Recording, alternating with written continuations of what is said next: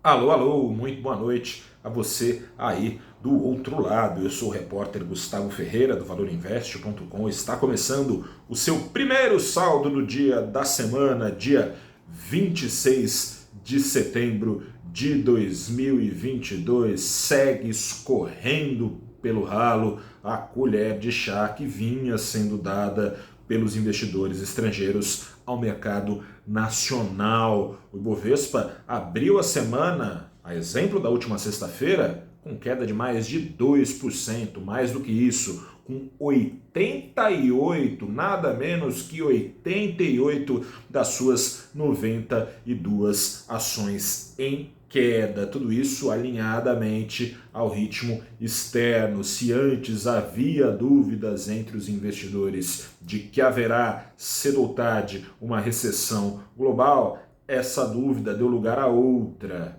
a profundidade dessa recessão que agora parece certa, uma profundidade que depende do tamanho do aperto monetário, ou seja, do tamanho da alta de juros para controlar a inflação que virá nos Estados Unidos, principalmente, mas também na Europa. Do ponto de vista das bolsas, portanto, é pressão dupla. Está em aberto, primeiro, qual será o impacto dessa recessão na atividade das empresas e, portanto, nas suas receitas e, portanto, no bolso dos acionistas. Mas, adicionalmente a esse efeito, nas bolsas, o fluxo migratório da renda variável à renda fixa é turbinado justamente pelos juros que fazem os títulos americanos e europeus entrarem em rally, não bastando ser os papéis, os ativos tidos como a prova de bala, seguros, para seja qual for o caso, seus rendimentos estão subindo alinhadamente à perspectiva de juros básicos erguidos pelos bancos centrais contra a inflação.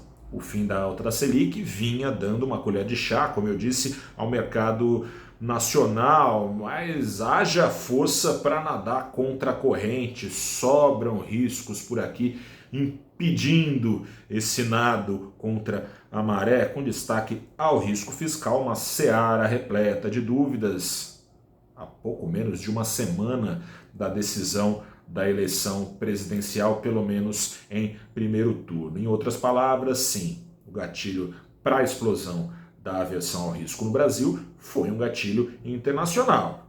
No entanto, estivesse tudo às mil maravilhas por aqui, esse gatilho não tinha sido acionado como foi, mas não é o caso, não estamos às mil maravilhas. O Brasil não é exatamente um porto seguro internacional.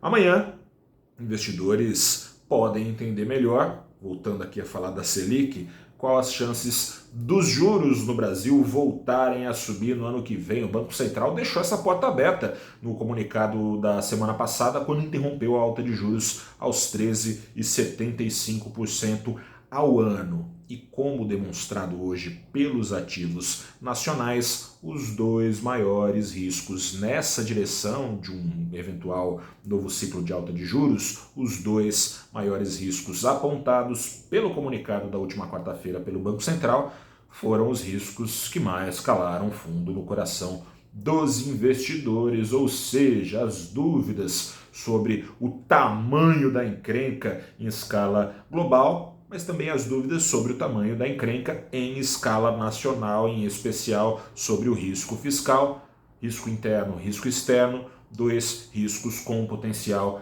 para levar o preço do dólar às alturas, como aliás levaram hoje bastante. O real, dentre as moedas globais, teve o pior desempenho contra o dólar no mundo todo. O dólar disparou aqui no Brasil 2,5%, pouco mais que isso, aos R$ 5,38, maior nível do câmbio desde julho. É assim que começou a semana, imediatamente antes das eleições no Brasil.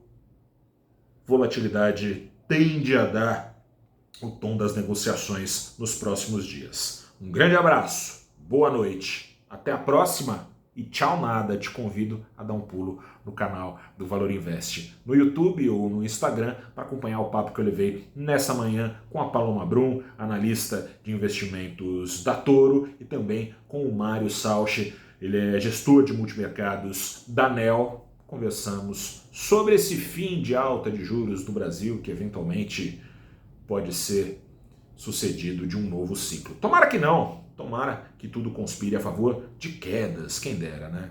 Acho que na média aí fica a Selic parada por bom tempo até passar esse vendaval que pode durar ainda alguns meses. Um grande abraço, agora sim, boa noite, até a próxima e tchau.